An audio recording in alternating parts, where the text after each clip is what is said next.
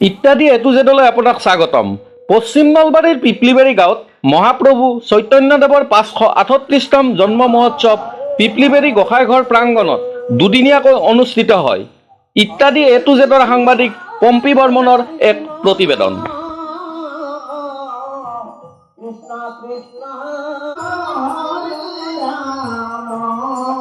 পিপলিবাৰী ৰাইজে আনুষ্ঠানিকভাৱে মহাপ্ৰভু চৈতন্যদেৱৰ 538তম জন্ম মহোৎসৱ আজিৰ পৰা আৰম্ভ কৰি আয়োজন কৰিছে।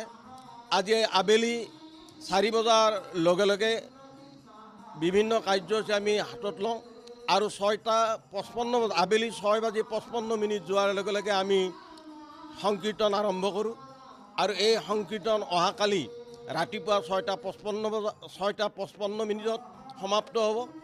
তাৰপিছতে আমি নগৰ কীৰ্তন আৰম্ভ কৰিম আৰু নগৰ কীৰ্তনৰ কাৰ্যসূচীত আমি পিপলিবাৰী গাঁৱৰ অলিয়ে গলিয়ে সমাৱেশৰ জৰিয়তে আমি কৃষ্ণ মাহাত্ম্য প্ৰকাশ কৰিম।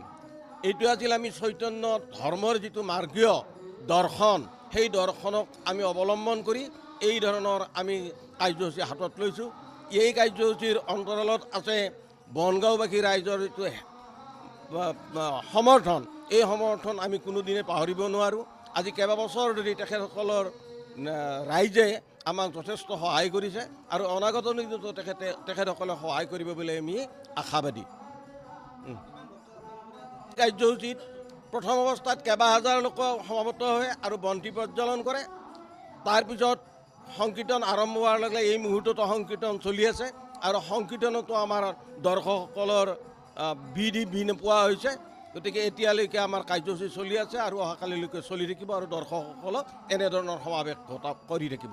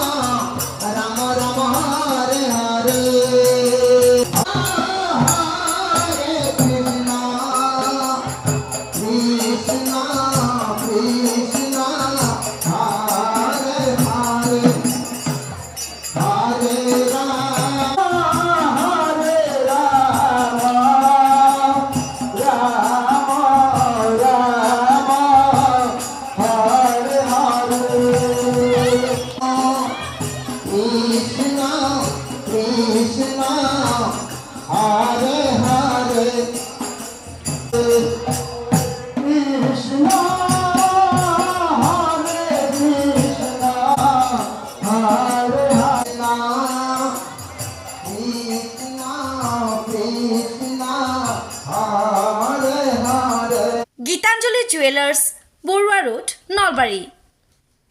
নিউজ ডেস্ক ৰিপোৰ্ট ইত্যাদি A to Z।